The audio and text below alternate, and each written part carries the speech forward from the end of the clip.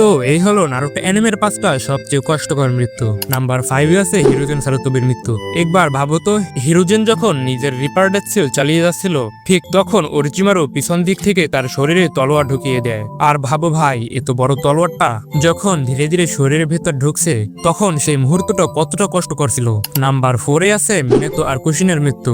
আমার মনে হয় মিনেতোর চেয়ে কুশিনের মৃত্যুটা অনেক বেশি ব্যথাদায়ক ছিল, কারণ প্রথমে কুশিনা নারুটোকে জন্ম দেয়, তারপর ওবিতো কুশিনের ভিতর থেকে কুরামাকে বের করে নেয়, তারপরও কুশিনা কুরামাকে কন্ট্রোল করে, আর শেষে নিজের ছেলেকে বাঁচানোর জন্য নিজের জীবনটা উৎসর্গ করে দেয়। নাম্বার 3 আছে আসুমা সারুতোবির মৃত্যু।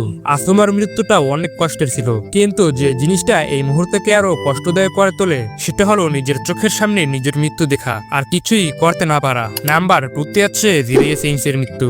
গলার হাড় ভেঙে যাওয়ার পরও জিরিয়ে কিছুক্ষণ বেঁচে ছিল, শুধু এই কারণে যেন নারুটোর জন্য একটা শেষ মেসেজ রেখে যেতে পারে। আর নাম্বার 1 আছে নেজি হিউগার মৃত্যু। পুরো নারুটো সিরিজে যদি কারো মৃত্যু সবচেয়ে কষ্টকর হয়, তাহলে সেটা নিঃসন্দেহে নেজির মৃত্যু।